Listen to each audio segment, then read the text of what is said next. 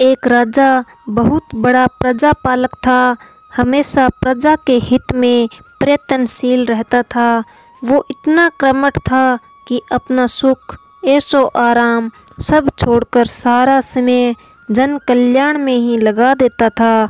यहाँ तक कि जो मोक्ष का साधन है अर्थात भगवत भजन, उसके लिए भी वो समय नहीं निकाल पाता था।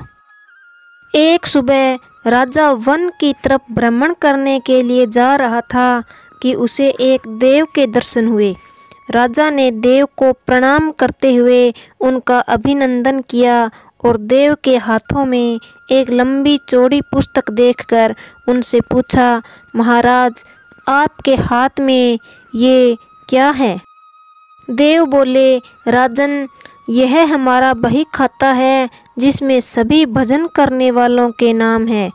राजा ने निराशा युक्त भाव से कहा, कृपया देखिए तो इस किताब में कहीं मेरा नाम भी है या नहीं है। देव महाराज किताब का एक एक पृष्ठ उल्टने लगे, परंतु राजा का नाम कहीं भी नजर नहीं आया। राजा ने देव को चिंतित देखकर कहा, महाराज, आप चिंतित ना हो, आपके ढूंढने में कोई भी कमी नहीं है। वास्तव में ये मेरा दुर्भाग्य है कि मैं भजन कीर्तन के लिए समय नहीं निकाल पाता और इसलिए मेरा नाम यहाँ नहीं है। उस दिन राजा के मन में आत्मग्लानि सी उत्पन्न हुई, लेकिन इसके बावजूद उन्होंने इसे नज़रअंदाज कर दिया और पुनः परोपकार की भावना से दूसरों की सेवा में लग गए। कुछ दिन बाद राजा फिर सुबह वन की तरफ टहलने के लिए निकले तो उन्हें वही देव महाराज के दर्शन हुए। इस बार भी उनके हाथ में एक पुस्तक थी। इस पुस्तक के रंग और आकार में बहुत भेद था और यह पहली वाली से काफ़ी छोटी भी थी। राजा ने फिर उन्हें प्रणाम करते हुए पूछा, महाराज, आज कौन सा बही खाता अपने हाथों में लिया हुआ है? देव ने कहा, राजन, आज के बही खाते में उन लोगों का नाम है जो ईश्वर को सबसे अधिक प्रिय है। राजा ने कहा, कितने भाग्यशाली होंगे वे लोग, निश्चित ही वो दिन रात भगवत भजन में लीन रहते होंगे। क्या इस पुस्तक में कोई मेरे राज्य का भी नागरिक है? देव महाराज ने बही खाता खोला और ये क्या, पहले ही पन्ने पर पहला नाम राजा का ही था।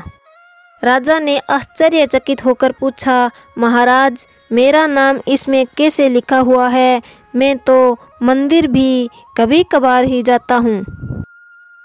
देव ने कहा, राजन, इसमें आश्चर्य की क्या बात है? जो लोग निष्काम होकर संसार की सेवा करते हैं, जो लोग संसार के उपकार में अपना जीवन अर्पण करते हैं, जो लोग मुक्ति का लोभ भी त्याग कर प्रभु के निर्बल संतानों की सेवा और सहायता में अपना योगदान देते हैं, उन त्यागी महापुरुषों का भजन स्वयं ईश्वर करता है। हे राजन, तुम मत पछता कि तुम पूजा पाठ नहीं करता, लोगों की सेवा कर, तू असल में भगवान की ही पूजा करता है।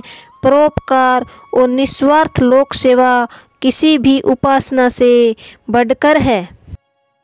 देव ने वेदों का उदाहरण देते हुए कहा, कुर्वन् देवेः कर्माणि जिजीविषेचनं समा एवंत वा न्यायतो अस्ति वह कर्म लिप्यते नरे। अर्थात कर्म करते हुए 100 वर्ष जीने की इच्छा करो तो कर्म बंधन में लिप्त हो जाओगे। राजन, भगवान दीन दयालु है, उन्हें खुशामद नहीं भाती बल्कि आचरण भाता है। सच्ची भक्ति तो यही है कि परोपकार करो, दीन दुखियों का हित साधन करो, इनकी यथाशक्ति सहायता और सेवा करो, और यही परम भक्ति है।